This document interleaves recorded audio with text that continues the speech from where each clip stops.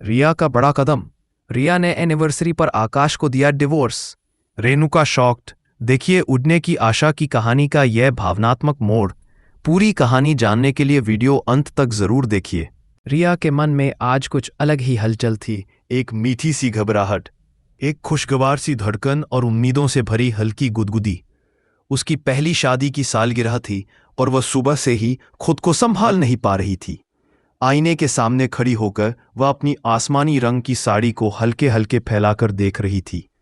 उस साड़ी पर चांदी के धागों से किया गया बारीक काम ऐसे चमक रहा था जैसे किसी शांत रात में तारे आसमान पर झिलमिलाते हों। आज वह खुद को देख रही थी, बस खुद को, और कई दिनों बाद उसके चेहरे पर एक सच्ची मुस्कान उभर आई थी। यह मुस्कान सिर्फ दिन के खास होने की वजह से नहीं थी, बल्कि इसलिए भी कि पिछले कुछ महीनों में आकाश के साथ उसका रिश्ता थोड़ा थोड़ा खुलने लगा था। अरेंज मैरिज की झिझकें धीरे धीरे पिघल रही थीं और रिया को लगने लगा था कि शायद आज कोई ऐसा पल आएगा जो इस रिश्ते को सच में प्यार का नाम दे देगा। उसने अपने हाथों से एक छोटा सा कार्ड बनाया था, सरल सादा लेकिन पूरे दिल की बातों से भरा हुआ। उन बातों से जो वो कभी सामने खड़े होकर कह नहीं पाई थी। घर पर सब खुश थे। जोशी हाउस में साइली और सचिन सालगिरह की तैयारी में लगे थे। रिया उन्हें देख रही थी और जितनी बार वह मुस्कुराती उतनी ही बार उसका दिल कहता था, आज आकाश खुश होगा, आज सब ठीक होगा, आज बस एक खूबसूरत शुरुआत होगी। रिया ने बिना किसी को बताए शांत से अपना बैग उठाया और होटल की ओर निकल गई। हवा में हल्की सी ठंडक थी, लेकिन उसके भीतर जो उत्साह था वो हर मौसम को गर्म कर देने वाला था। होटल के गेट पर पहुंचते ही जैसे उसकी धड़कनें तेज कदमों की तरह भागने लगी। वो लगभग दौड़ते हुए अंदर जाने ही वाली थी कि उसकी नजर अचानक दरवाजे पर ठिठक गई। कुछ पल ऐसे होते हैं जो सांस रोक लेते हैं, और रिया के लिए वो पल बिल्कुल वैसा ही था। सीढ़ियों से नीचे उतर रहा था आकाश, उसका पति, लेकिन उसके हाथों में कोई और थे। होटल की मालकिन सोनल, जिसे वह अपनी बाहों में थामकर बेहद नरमी से संभालते हुए नीचे ला रहा था। सोनल के पैर में चोट थी, वह थोड़ा लड़खड़ा रही थी और आकाश उसे मजबूती से पकड़े हुए था। पर रिया की आंखों तक सिर्फ दृश्य पहुंचा, वजह नहीं। उसके सपनों पर मानो किसी ने बर्फ की मोटी परत डाल दी हो। उसकी साड़ी का आसमानी रंग अचानक धुंधला लगने लगा, जैसे किसी ने उससे उसका हल्कापन छीन लिया हो। उसका हाथ कांप गया और वह कार्ड जिसे उसने पूरे मन से बनाया था धीरे से फिसलकर जमीन पर गिर पड़ा। आकाश ने जैसे ही रिया को देखा, उसके चेहरे का रंग उड़ गया। उसकी आंखों में वह बेचैनी थी जो किसी ऐसे इंसान में दिखती है जिसे डर हो कि अभी सब कुछ टूटकर बिखरने वाला है। उसने फौरन सोनल को एक पल के लिए नीचे खड़ा किया और जल्दी से रिया की ओर बढ़ा। रिया, सुनो प्लीज, तुम गलत समझ रही हो। आकाश की आवाज में हड़बड़ी, घबराहट और सब मिलकर एक अजीब सी बेताबी पैदा कर रहे थे। वो अचानक फिसल गई थी। उसके पैर में चोट लगी है। मैं बस उसे बाहर ला रहा था, डॉक्टर बुलाने के लिए। प्लीज मेरी बात सुनो। उसके शब्द सच्चाई से भरे हुए थे, लेकिन रिया का दिल अब तर्क की भाषा सुनने के लिए तैयार ही नहीं था। उसके भीतर जमा हर इनसिक्योरिटी, हर छोटा सा डर, हर दबा हुआ संदेह बाहर निकल आया। बहुत देर कर दी तुमने, आकाश। रिया की आवाज कांप रही थी, पर उसकी आंखों में ऐसी दृढ़ता थी जो किसी भी तूफान को रोक सके। अब मैं कुछ नहीं सुनना चाहती, कुछ भी नहीं। उसका चेहरा बिल्कुल खाली था, जैसे भावनाओं का पन्ना किसी ने अचानक मिटा दिया हो। आकाश ने एक कदम आगे बढ़ाया, लेकिन रिया पीछे हट गई। अगले ही पल वह मुड़ी और तेजी से जोशी हाउस की ओर भाग पड़ी। उसकी आंखों में अब आंसू नहीं, सिर्फ एक जलती हुई आग थी, धोखे की, टूटे भरोसे की। घर पहुंचते ही वह सीधा अपने कमरे में चली गई। साइली सजावट में लगी थी, सचिन रोशनी ठीक कर रहा था। दोनों मुस्कुराते हुए रिया की ओर मुड़े। अरे, इतनी जल्दी आ गई? और आकाश, हमने सोचा था तुम दोनों साथ आओगे, साइली ने चमकते चेहरे से पूछा। रिया की आंखें लाल थीं, पर उनमें आंसू नहीं थे, सिर्फ सन्नाटा और एक गहरा दर्द। उसने बिना कुछ कहे अपने गले से मंगलसूत्र खींचा और जोर से दूर फेंक दिया। मैं आकाश के साथ नहीं रह सकती। मैं अभी के अभी डिवोर्स ले रही हूं। कमरे में जैसे हवा थम गई। साइली तो पल भर को सांस लेना भी भूल गई। रिया, ये क्या बोल रही हो? आज तुम्हारी सालगिरह है, तुम पागल हो गई हो क्या? साइली ने उसे छूने की कोशिश की, लेकिन रिया ने हाथ पीछे कर लिया। मैंने अपनी आंखों से देखा है। रिया की आवाज टूट रही थी, लेकिन उसमें अजीब सा जहर भी था। उसने मेरा भरोसा तोड़ा है। बस अब और नहीं। उसने हरीडली कपड़े बदले, एक छोटा सा बैग उठाया और दरवाजे की ओर बढ़ने लगी। सचिन ने उसे रोकने की कोशिश की। रिया प्लीज सोचो, आज का दिन। लेकिन रिया अब सुनने की हालत में नहीं थी। उसके कदम वैसे ही तेजी से बढ़ रहे थे जैसे दिल में पैदा हुआ तूफान। हर कदम में शिकायत थी, चोट थी और एक कड़वा फैसला। सचिन ने आखिरी बार कोशिश करते हुए कहा, रिया, इतने बड़े फैसले गुस्से में नहीं लिए जाते। आकाश को सफाई देने का एक मौका तो दो। लेकिन रिया का गुस्सा अब सिर्फ गुस्सा नहीं था, वो चोट थी। वो एहसास था कि उसकी उम्मीदों को किसी ने बिना सोचे समझे तोड़ दिया। वो उसी भावुकता में, उसी जलन में सचिन की ओर देखती है। सचिन, बहुत सोच लिया मैंने, उसने धीमी लेकिन भारी आवाज में कहा। अब मेरा दम घुटता है इस रिश्ते में। मैं जिस आकाश को अपना पति समझती रही, शायद वो है ही नहीं। उसकी आंखों में एक अजीब सी ठंडक थी, जैसे किसी ने उसके दिल के दरवाजों पर ताला लगा दिया हो।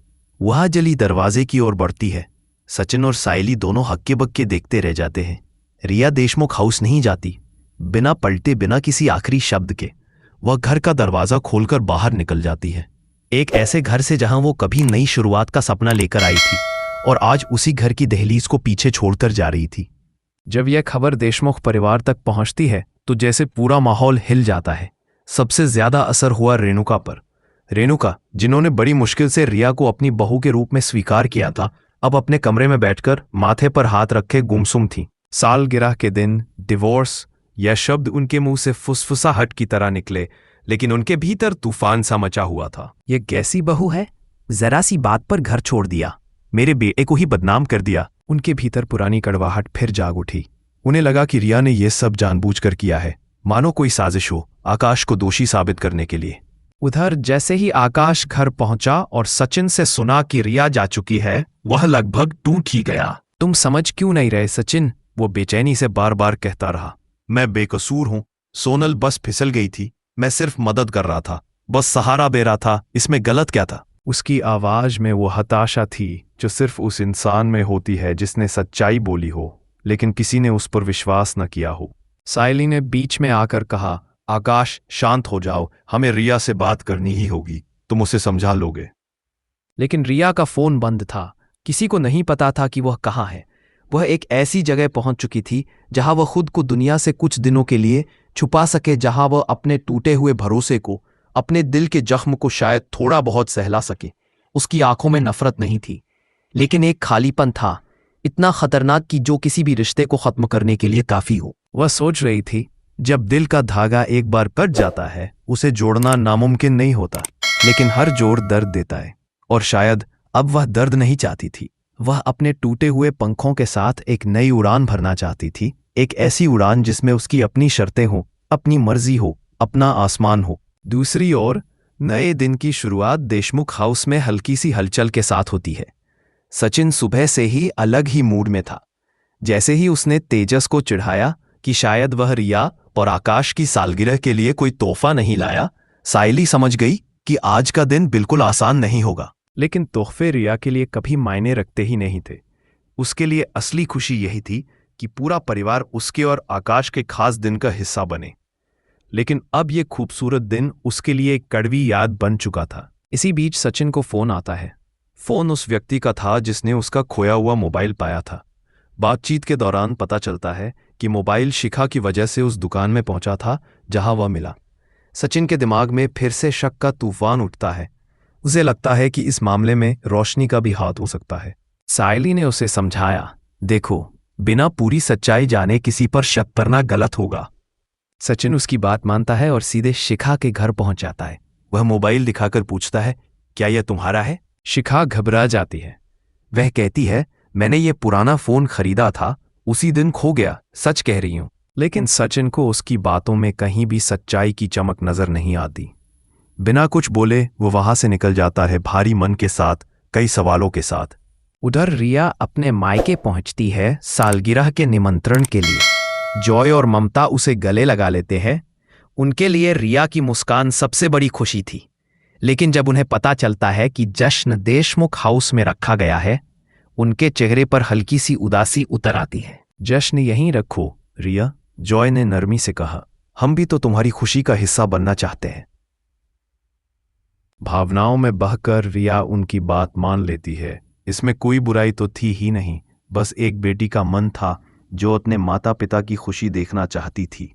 घर लौटने पर वह यह बात आकाश को बताती है। दोनों थोड़े उलझ जाते हैं, एक और रिश्ते की कड़वाहट, दूसरी ओर परिवार की भावनाएं। इधर देशमुख परिवार पहले ही तैयारियों में डूबा हुआ था।